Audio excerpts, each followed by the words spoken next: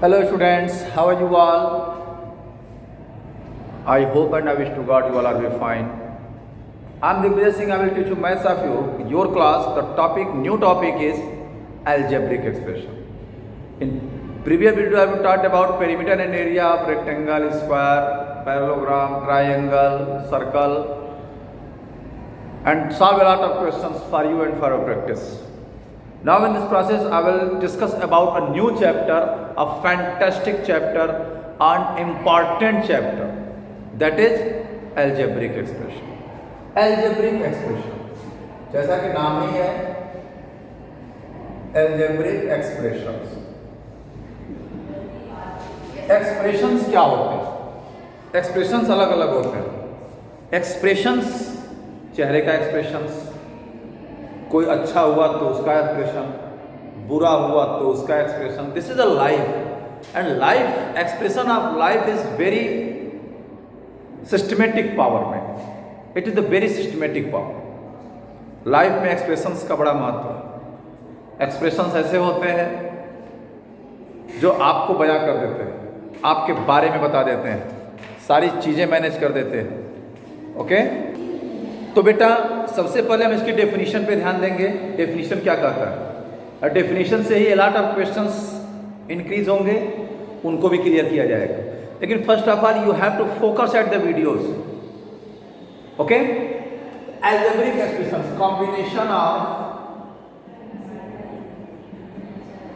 Combinations of variables and constants connected with fundamental operators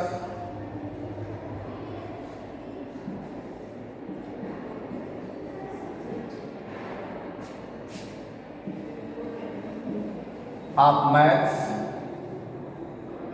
addition, subtraction,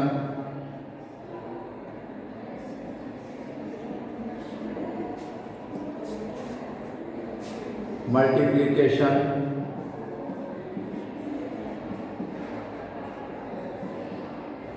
and division.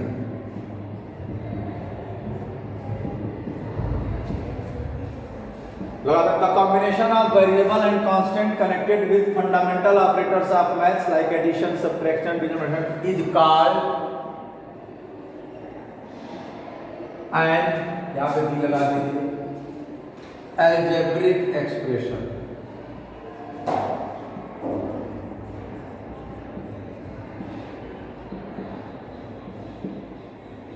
It's called algebraic expression.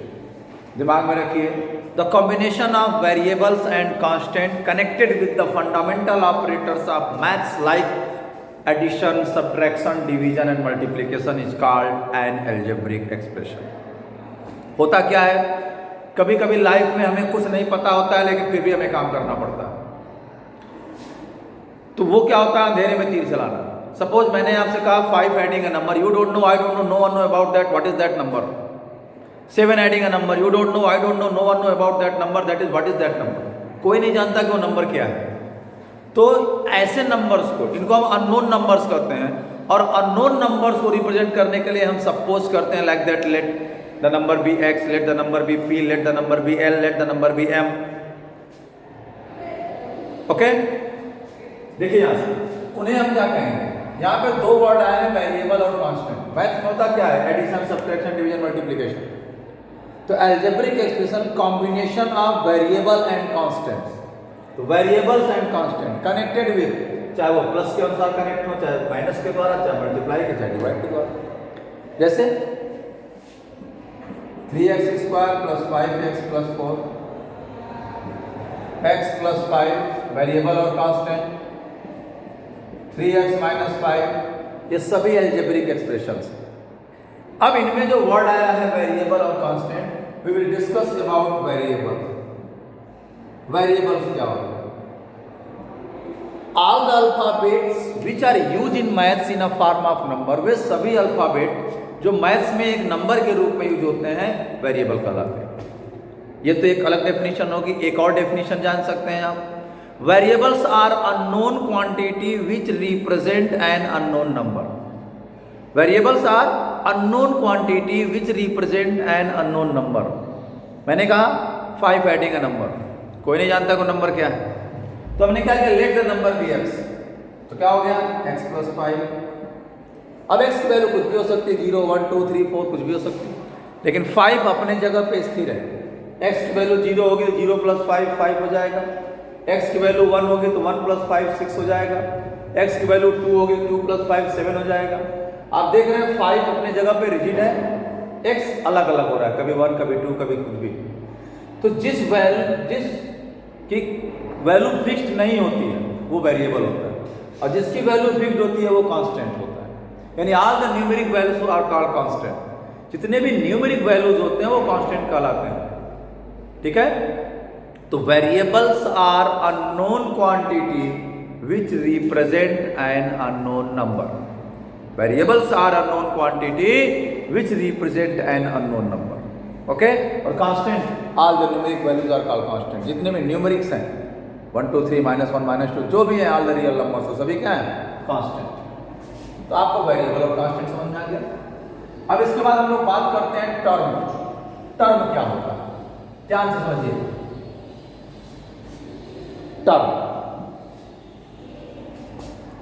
Term क्या होता है? A variable is also a term. A constant is also a term, and the combination of a variable and a constant. Combination of variable and constant. एक variable और एक constant का जब combination होता है, किसके आधार पर? कनेक्टेड विथ ओनली मल्टीप्लीकेशन और डिवीजन। मल्टीप्लीकेशन और डिवीजन के आधार पर, मल्टीप्लीकेशन या डिवीजन के आधार पर जब एक वेरिएबल और कांस्टेंट मिलते हैं, कंबाइंड होते हैं, वो एक टर्म बनाते हैं। जैसे 5xyz एक टर्म हो गया, क्या है? 5 × x × y × z। 3x² एक टर्म है, 3 × x × x। x/5 एक टर्म है, x/5। x/-3 एक टर्म है, x/-3। तो टर्म क्या होता है? प्लस और माइनस में नहीं कंबाइंड। प्लस और माइनस क्या होता है? टर्म को सेपरेट करता है। जैसे मैंने लिख दिया +5x + 3y, ये क्या हो गया?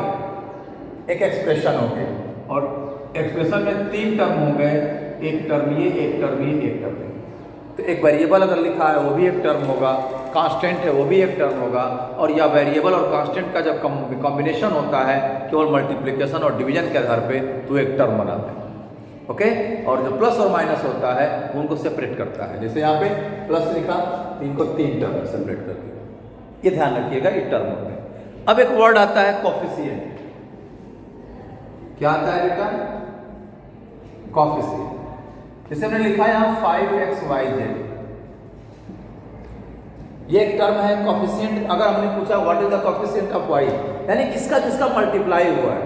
अगर किसी चीज का कोफिशिएंट पूछ रहा है तो हमें ये जानना है कि उस किसी नंबर का चाहे किसी वेरिएबल का, तो उसमें किसका किसका मल्टीप्लाई हुआ है। हमेशा कोफिशिएंट टर्म में ही देखे जाते हैं, ध्यान रखिएगा, टर्म में ही देखे जाते हैं।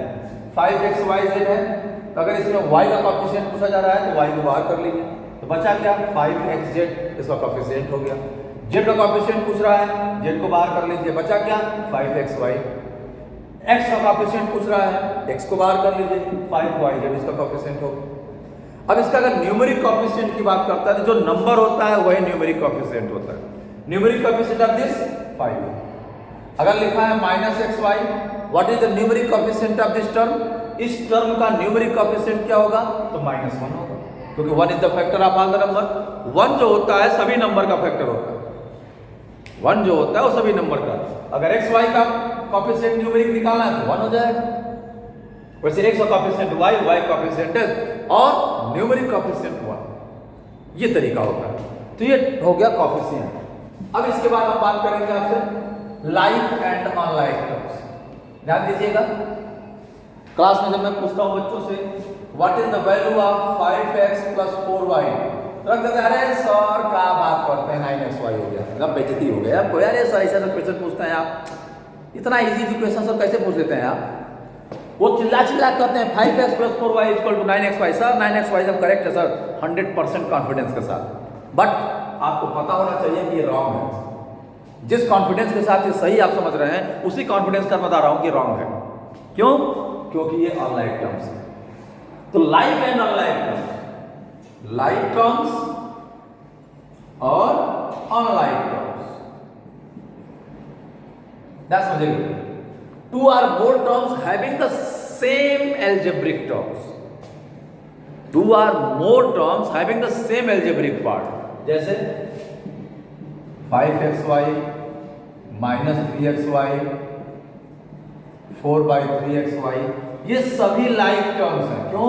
क्योंकि हमें नंबर से मतलब नहीं है, हमें उनके वेरिएबल से मतलब है। यहाँ भी वेरिएबल xy है, यहाँ भी xy है, यहाँ भी xy, एक्सपोनेंट भी यहाँ का 1 1 है, 1 1 है, 1 1। तो ये होंगे लाइक टर्म्स, और हम लाइक टर्म्स को ही ऐड या सब्ट्रैक्ट कर सकते हैं। ये आंसर यही रहेगा, ये नहीं होगा। हाँ, ये कब होगा? जब 5xy + 4xy, अगर ये रहेगा तो वेरिएबल टर्म सेम हो गया, तो coefficient and numeric coefficient add हो जाएंगे, 9xy हो गया। इस तरीके से ये ध्यान रखिएगा। तो अनलाइक टर्म्स को ना ही हम ऐड कर सकते हैं, ना ही सब्ट्रैक्ट कर सकते हैं।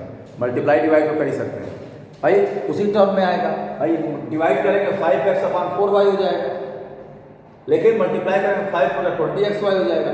लेकिन ऐड सब्ट्रैक्ट अनलाइक टर्म्स नहीं होते हैं, ध्यान रखिएगा। आंसर x + y ही रहेगा, xy नहीं होगा।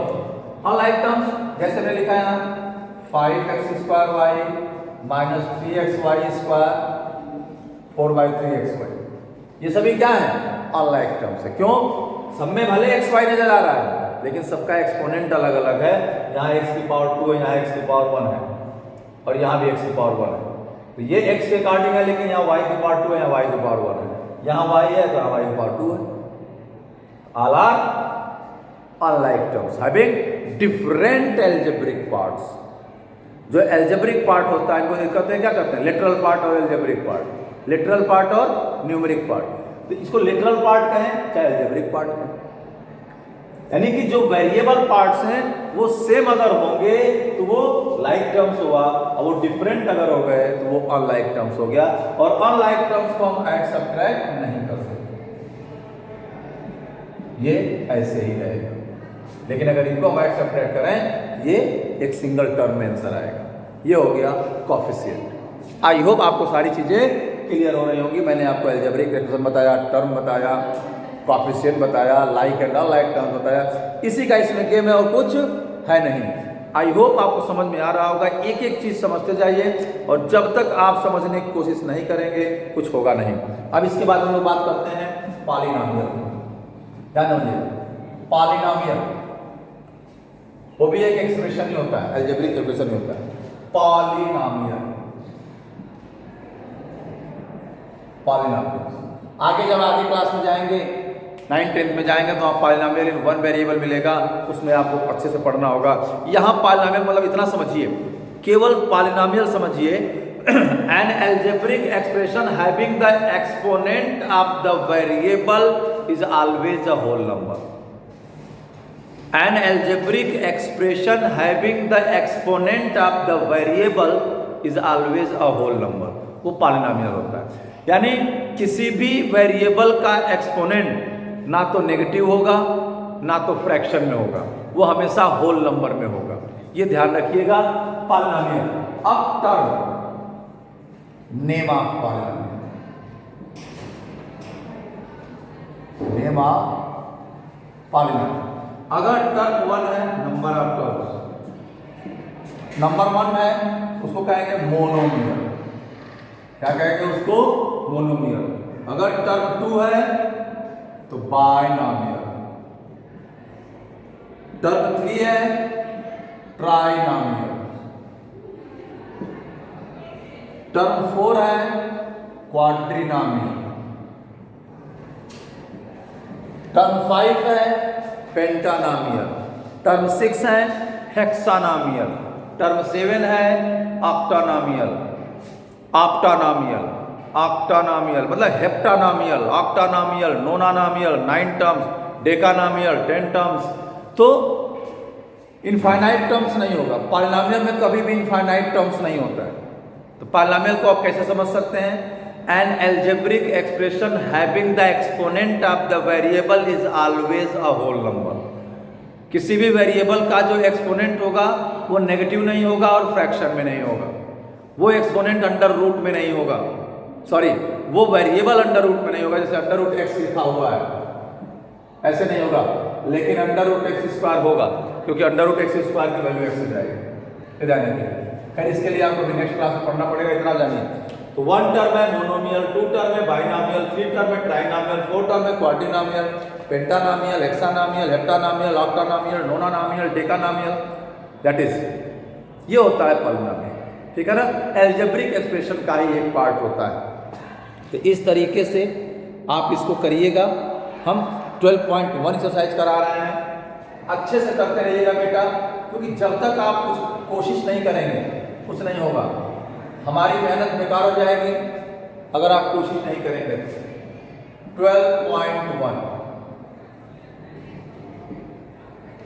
12.1 क्या कह रहा है? Right algebraic expression in the following cases using variables, constants and arithmetic operations. Arithmetic operations क्या क्या होते हैं?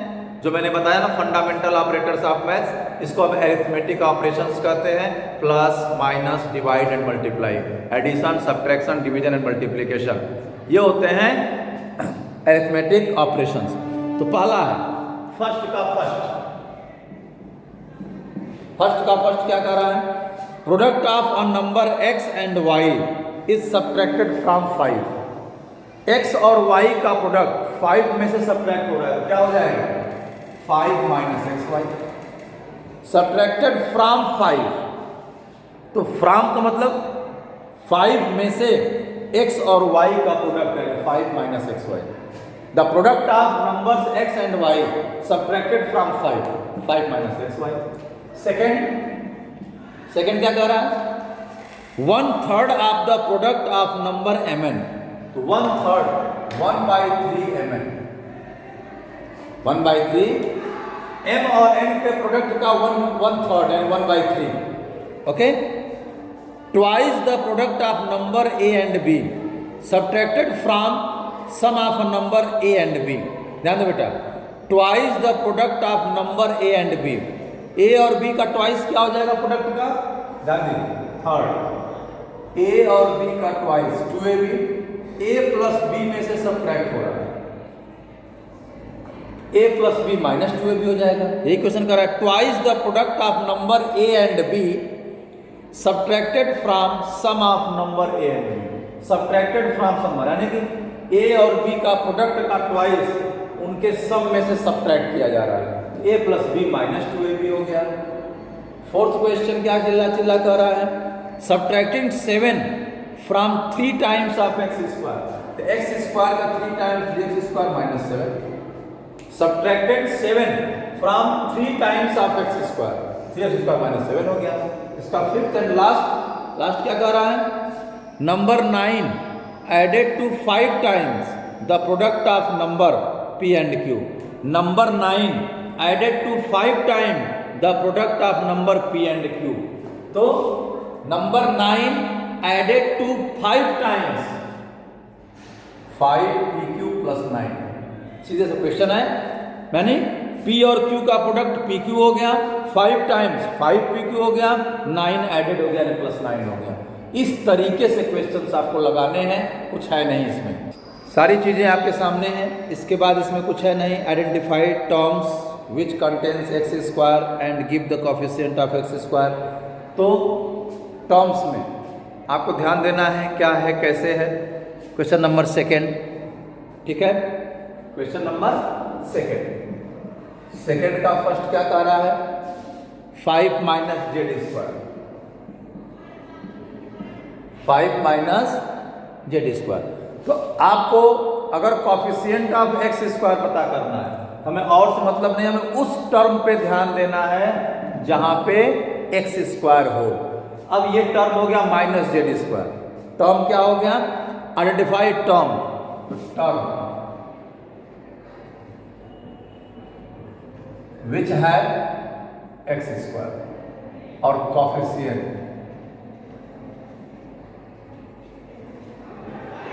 देखिए फर्स्ट है 5 माइनस, टर्म क्या हो जाएगा? माइनस जेड स्क्वायर और इसका कॉफिशिएंट क्या हो जाएगा? Minus Z. Second question 3x square plus 5y, term क्या हो गया? 3x स्क्वायर, कॉफिशिएंट क्या हो गया? 3। देखिए सिस्टम से बता रहे हैं। उसके बाद क्या है? 7x square y, third 7x square y minus 11xy square अब प्लस 2x स्क्वायर। देख लीजिए तो टर्म क्या हो गया? 7x स्क्वायर y और 2x स्क्वायर। ध्यान दीजिएगा ये इसमें है, ये इसमें, इसका ये 2x स्क्वायर। अब इसमें इसका कॉफिशिएंट 7 हो गया, इसका कॉफिशिएंट 2 हो गया। 2 में है ना, यहाँ पे भी x स्क्वायर है, यहाँ पे भी x स्क्वायर है, तो इसका जो कॉफिशिएंट हो गया 7y। 7x स्क्वायर y में कॉफिशिएंट हो गया 7y, इसका कॉफिशिएंट 7y हो गया, इसका कॉफिशिएंट 2 हो गया। इस तरीके से है क्वेश्चन। तो कहने का मतलब है कि कोई चीज नहीं, मैं इसके पहले बताया, कॉफिशिएंट निकालने के लिए आपको क्या करना है? सिर्फ उस टर्म को ढूंढना है जिसमें जिसका कॉफिशिएंट पूछ रहा है। एक्स स्क्वायर वाले टर्म जो है उसको मैं लिख लिया, तो उसका कॉफिशिएंट निकाल लिया। सारी चीजें अपनी जगह पे हैं। तो इस तरीके से आपको लगाना है। इसके बाद नेक्स्ट वीडियो हम लोग नेक्स्ट क्वेश्चंस लगाएंगे। वीडियो को लाइक शेयर सब्सक्राइब करते रहिए, करवाते रहिए। मिलते हैं नेक्स्ट वीडियो में, तब तक स्वस्थ रहिए, मस्त रहिए, जानदार शानदार जबरदस्त रहिए। Okay, thank you.